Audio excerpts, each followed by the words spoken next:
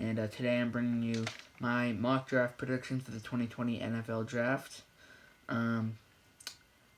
Please leave a like and subscribe if you like this kind of content, and without further ado, let's hop right into this.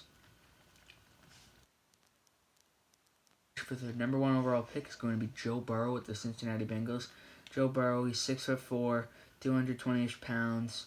He's a great pocket passer, great precision accuracy. He stands well under pressure. He can extend the play with his mobility, as well as very accurate throw on the run.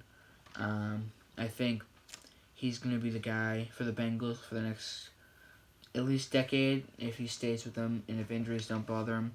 The Bengals, they're going full rebuild mode, and I think when you're starting a rebuild, the first thing you're going to need is a franchise quarterback. Andy Dalton is no longer a franchise quarterback caliber player. He's just getting old, and Ryan Finley will never be a franchise quarterback caliber player. And so I think Joe Burrow, he's going to have to put the Bengals on his back for a couple years until he can get some talent surrounded him. Bengals have a ton of cap, though, so maybe they'll bring in some free agents for Joe Burrow to have some help next year, so they won't be 2-14. It's going to be Chase Young to the Redskins. Chase Young, the most dominant defensive player in the draft by far. Absolute game wrecker. He reminds me a lot like Myles Garrett, as well as Nick Bosa and Joey Bosa. Just his speed and agility, as well as his power to just break through offensive lines and get to the quarterback. I think he's a really dynamic pass rusher, and the Redskins really need a new face of their defense. They've got Ryan Kerrigan. That's about it. I think the third overall pick for the Lions is going to be Jeff Okudah. By far, most athletic corner in the draft. I think the Lions need lots of help in their secondary. Their defense is a pile of garbage. They've got Darius Slay and Snacks Harrison. That's about it. And so I think when you have Jeff Okudah and Darius Slay, then I think the Lions can have two shutdown corners to at least try to be competitive this year. They don't need a new quarterback. They still have Matt Stafford for at least 2 more years. Also, David Blau seemed pretty promising. I saw him in the Thanksgiving game against the Bears. I saw him. He was kind of lighting up the Bears. I think it's going to be Jerry Jeudy to the Giants. Jerry Jeudy has some of the best route running I've ever seen since, Michael Thomas and DeAndre Hopkins were coming out for the draft. He's got great hands, great speed, great height. He's 6'4", I think. Jerry Jeudy will be a great target for Daniel Jones. He's going into his second year as a Giants quarterback. And I think with Saquon Barkley, Jerry Jeudy, and hopefully a more progressed Daniel Jones, who doesn't fumble as much, I think the Giants can go from a bottom-tier team to a mid-tier team, a 7 or 8 win team. But that relies on many things. That relies on the defense, actually performing, which I'm not expecting to happen. But I think Jerry Jeudy is the most reasonable pick here for the Giants. I think number 5 is going to be Tua Tagovailoa to the Miami Dolphins. Now, a lot of people were saying Tua is going to be the number 1 pick before he hurt his hip. And I think he definitely has potential. It's just a bit of a risk with his hip. And he also had other injuries. He had a surgery before the LSU game on his thumb. But the Dolphins really do need a quarterback, and I think he would be the best one available. And, the scrambling ability, the accuracy, plus the fact he's a lefty, I think that might throw off defenses, as well as the fact that he was coming out of Alabama, and they're known for having great players come out of the draft. Nick Saban's great at developing college players. I think Tua could either be a huge bust or a future Hall of Famer, honestly, in the next phase of the Dolphins franchise if he can pan out as a quality top-tier starting quarterback. I think number 6, we got Justin Herbert going to the Los Angeles Chargers. God, that feels hard. That's so hard to say. Well, it's not, but it should be San Diego. Fuck you, Spanos. One of the most athletic guys I've ever seen. 6'5", 230 pounds. Huge guy. He can throw a ball so far down the field. He's the main reason Oregon is where it is today.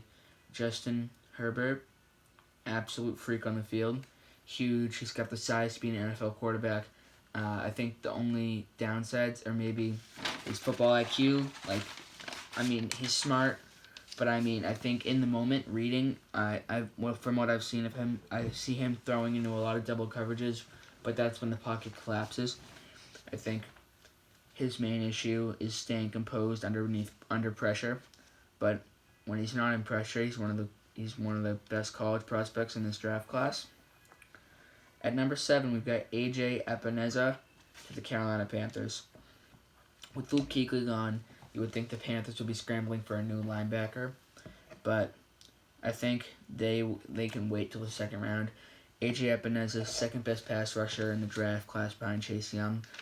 He's also a game wrecker. His physicality up close, he's just able to destroy tackles. I remember seeing him. He had multiple sacks. He was getting in pressure, getting tackles behind the line of scrimmage. I think he can be the next face of the Panthers defense. I think you've got Christian McCaffrey. Of course, the Panthers need a new quarterback. I do not think Kyle Allen's the guy, but I think A.J. Epineza is the best pick here for the Panthers. They need a guy that can anchor a defensive line for the next decade, and I definitely believe this is the guy to do it if they are going to get a pass rusher. I think the 8th overall pick is going to be Jedrick Wills to the Cardinals. They just got Kyler Murray. They need to start protecting him. Otherwise, we're going to have an Andrew Luck situation where he retires at age 20 what was it, like 29? Yeah, 29. And Kyle just won Offensive Rookie of the Year. And I really think Cliff Kingsbury, in order to succeed as an Arizona head coach, he's definitely going to need to protect Kyler Murray. And then their defense is also rubbish, but no, rubbish. Why did I say rubbish? In the garbage. Sorry. And I think Jedrick Wills is a great O-tackle. Huge guy. He's a big boy. I think he definitely has the power to, halt some of the defensive ends in this league you see, like Nick Bosa, Joey Bosa, J.J. Watt. I think if you're Cliff Kingsbury and the Cardinals front office, you've got to take the guy who can protect Kyler Murray's blind side so that he's not getting, his brains bashed in by the giants you see on the defensive line today. And I think number 9, you're going to have Derek Brown going to the Jaguars. Definitely the best defensive tackle in the draft. The Jacksonville Jaguars are known for their great defenses, their pass rush abilities. I think a Derek Brown, Calais Campbell, Josh Allen combo is going to be almost impossible to stop. They could look like the 2017 Jaguars if they had an offense, which they don't.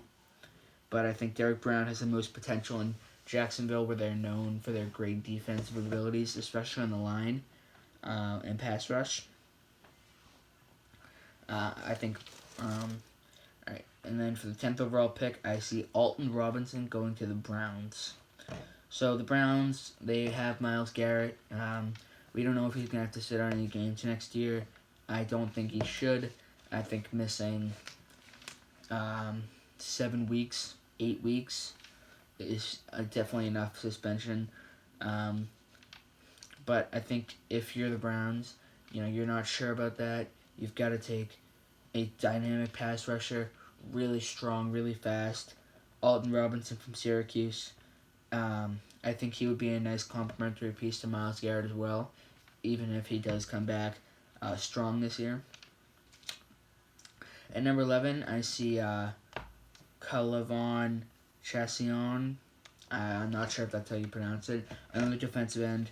The Jets, they can't survive with just Quinnen Williams on the D-line. They definitely need more pass rush. They're giving quarterbacks way too much time in the pocket. I think if the quarterbacks can feel that pressure, then the Jets, they might be able to use their weapons like Jamal Adams in the secondary to try and get picks off bad throws by the quarterbacks. At the 12th overall pick, I see the Raiders taking CeeDee Lamb. Now, I know it seems like he fell a little further than he should, but I think you see all these other teams, they're going for needs, and if you're the Raiders, you have Antonio Brown that fell through. You're looking for a guy for Derek Carr besides Tyrell Williams, and I think CeeDee Lamb's their guy. Good size, good physicality. He's pretty fast. I think he can be possibly the next Antonio Brown. The Raiders need to double up with Tyrell Williams and Josh Jacobs. At 13, I see Jake Fromm going to the Colts. Now, I know that sounds outrageous because he's such a project, but I think the raw talent and potential is there in Jake Fromm. I just think that the shaky consistency issues in Georgia, and like I said, the shaky consistency and the accuracy. I think that's going to be the biggest deal. But if I'm the Colts, Jacoby Brissett's not really working out right now. Andrew Luck just retired. I think you're looking at Jake Fromm. I mean, he's definitely got potential. He's just gonna be a worker. He's just gonna be a work for a couple of years. I think he's gonna be a boomer bust, kind of like what they said about Patrick Mahomes. Patrick Mahomes is a boom.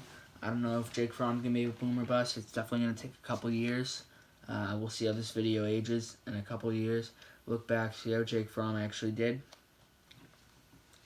With the 14th pick, I see Jordan Love going to the Bucks. Okay, nobody's real. Well, no, people have said it, but the Bucks are just not acknowledging it. Jameis Winston is not working out. Yes, he has the most passing yards, a little over 5,000 this year. Got the most touchdowns, but he's also got the most interceptions. And if you're willing to sacrifice turnovers, if you're willing to let turnovers slide for a guy who can throw more yards, it's like a 50-50 with Jameis Winston. I just don't think he's cutting it. I don't think he's worth it. 50,000 yards, 5,000 yards, that's great. That's insane. He's the number one leader in pass yards.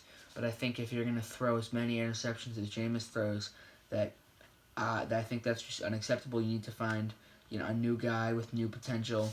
And I think Jordan Love's their guy. He's one of the better quarterbacks available on the board. And I think he's going to throw less turnovers than Jameis Winston.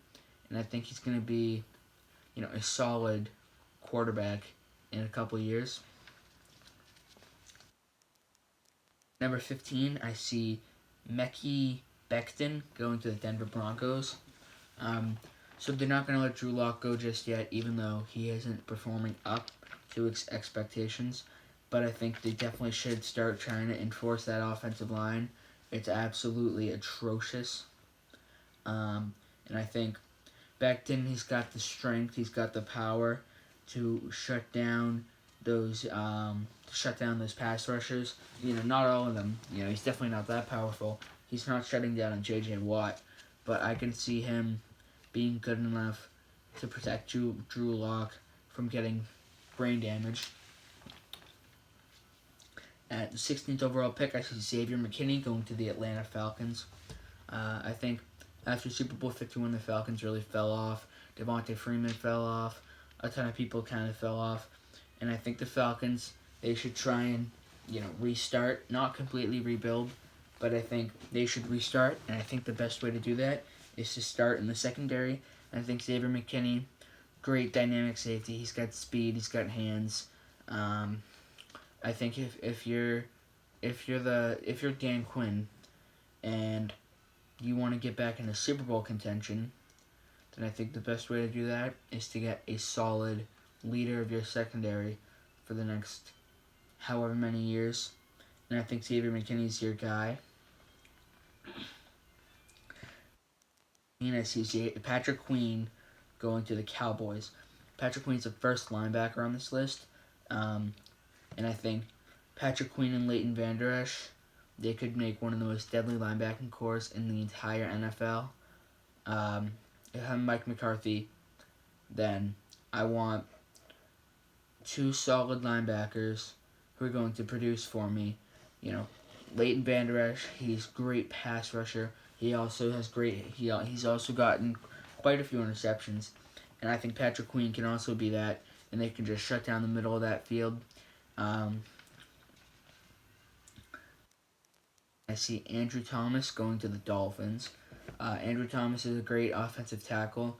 I see the Dolphins having the need to protect Tua, who they took earlier in the first round. And I think if you don't start enforcing the offensive line now, then there's going to be nobody worth the draft pick later in the draft because there are a ton of teams here that need to take offensive linemen to protect their quarterbacks. So I think if you're the Dolphins and you're trying to wait till later in the second, till in like the late first round, early second round, to start picking your offensive lineman, and I think that's too late. I think Andrew Thomas, I see him going here to the Dolphins because I think that's the most reasonable pick for them. At 19, I see Henry Ruggs III going to the Las Vegas Raiders. Henry Ruggs, he's got great speed, great evasiveness. He's not the most physical receiver, and he's kind of small compared to other people like DK Metcalf and CeeDee Lamb and Jerry Jeudy. But I definitely think he has a ton of speed to be able to burn corners over the top. And I think the Raiders can slowly assemble the best receiving core in the league between CeeDee Lamb, Tyrell Williams, and Henry Ruggs III. I don't think he's definitely going to be a top 10 receiver in the league, but I think he can be a solid backup receiver to Tyrell, CeeDee Lamb, and whoever else they bring in. At 20, I see Cole Kmet, first tight end going, and he's going to the Jaguars. And I think the Jaguars, they need, a good guy who can block and catch passes, and I think Kmet's their guy. He's big, physical. He's smaller than Gronk. He's fast. He's a lot like T.J. Hawkinson from last year, and I think that the Jags, they can get a solid blocker, like almost an O-line level blocker, and a great pass catcher. If they're looking underneath on the drag and they've got nothing, like a 3rd and 2, I think he's your guy. At 21, I see Brandon Ayuk going to the Eagles. Really fast, blazing speed. He's almost kind of like a Deshaun Jackson. I think the Eagles need new receivers. They've got Carson Wentz, he's a bit injury prone. I'm not sure how long he's going to be able to maintain himself as a great starter in the league. Don't get me wrong, the guy's great. He just gets injured way too much. But I do think Brandon Ayuk will be a threatening receiver target, especially in the red zone. And I think he can be a solid receiver for the Eagles for many years to come. At 22, I see Yetur Gross-Matos going to the Buffalo Bills. The Bills already have a great defense. They have a slow offense. I know you're all thinking, the Bills should take an offensive player, which they should. But I'm not thinking how they should pick. I'm thinking how they'll pick. And knowing the Bills, they're going to want the best defense in the league. And so I think they're going to want Yetur Gross-Matos, team him up with Ed Oliver. The Edmonds brothers, a linebacker. That's going to be great pass rush. You've got Josh Allen. You guys got to hope he continues to, you got to hope he develops faster than he currently is now. He's kind of just going like this. You guys need him to go like this. Otherwise, I think in a couple years we could see the Bills shopping in the draft for a new quarterback. If he doesn't get that accuracy up, I don't know how they can continue to contend. At 23, I see Trevon Diggs going to New England. Now, of course, Tom Brady confirmed that he is not retiring through Instagram posts and, of course, his crappy Super Bowl commercial where he faked us all out. But I do see Trevon Diggs going to the Patriots. Another shutdown corner with Stephon Gilmore. He joins a great Patriots secondary where I think he can definitely thrive, and New England can find another good corner to help shut down receivers and make They're already great defense, just that much better. At pick number 24, we see my New Orleans Saints taking Grant Delpit, a safety from LSU. Grant Delpit, he fell down because people are concerned about his open field tackling issues, but I think his speed, his mind, his ability to read an offense, and his hands trump all of that. If you watch him play, you see him, he's adjusting constantly to what the offense does. He can read an offense like a book, and you see him. He's making play after play. He's always there. I think the Saints, we really need help with our secondary. We've got Marshawn Lattimore. That's about it. You've got Von Bell, Chauncey Gardner. You can't thrive with players like that. Lattimore's great. I think Grant Delpit's going to be the second piece to a shutdown secondary, and a shutdown secondary is what the Saints are going to need to get all the way to a Super Bowl, in my opinion. Plus Drew Brees unlimited time, but I do think he will play one more season. At 25, I see Josh Jones, offensive tackle, going to Minnesota Vikings. Josh Jones, big guy, huge guy, strong, physical. He looks like a Russian weightlifter if you see his muscles. The guy is an absolute freak. He's so strong. He looks like that guy who lifted the car at that derby, that demolition derby. Lifted the car. And I think this guy, another key to Minnesota, helping protect Dalvin, or opening lanes for Dalvin Cook to run and giving Kirk Cousins time to bomb it to Adam Thielen downfield. At 26, we see Tristan Wirfs going to Miami. Second O tackle they take in the first round, and I think this is another key to helping protect Tua. You've got your two offensive tackles for the future here, and Tristan Wirfs and Andrew Thomas. And I think, like I said earlier, if you're the Dolphins, you've got to take offensive tackles. You're gonna run out of time, and I think if you want to keep Tua long term and not have to worry about that injury issue, then I think taking as many offensive linemen as you can to help protect him is going to be the key to helping Tua stay healthy and put you guys on track for a Super Bowl in as little as maybe 10 years. 27th pick, we see A.J. Dillon from Boston College going to the Seattle Seahawks. A.J. Dillon is one of the best power backs I've seen in a long time. He reminds me kind of like a Marshawn Lynch. This guy, you'll just see him. Guys will literally just jump on top of him. He'll just run right through them. A.J. Dillon, 6'4", 230 pounds, 4.5 40-yard dash. This guy's insane. I think he's going to be that guy. The Seahawks, they've got DK Metcalf, Russell Wilson, Tyler Lockett. They've got a great offense, but they don't have that running back that can just click for them. They have, Chris Carson, but I don't think he's their guy. He's getting kind of old. I think A.J. Dillon will be a great addition to the Seahawks offense. At 28, we see Zach Braun going to Baltimore. Zach Braun's a DN with a lot of upside. I think when you think about the Ravens, I think they could definitely use a teeny bit more pressure. And I think another experienced year with Lamar, I think more pass rush, and more seeing Marquise Brown continue to just run right past people, as well as a shutdown secondary. I think you see the Ravens winning a Super Bowl in 1 and 2 years. And Zach Braun could be a key piece to that. At 29, we see Kenneth Murray going to the Tennessee Titans. Kenneth Murray is a linebacker. He's got great coverage skills. I think he can be a really solid coverage linebacker, as well as pass rush too. I think he's going to help Kevin Byard. Kevin Byard. Why am I blanking on his name? Pass rusher. Hold on. Why am I blanking on his name?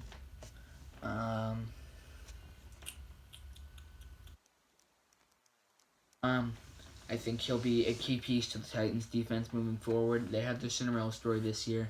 I don't think that's going to be repeatable in the next couple of years.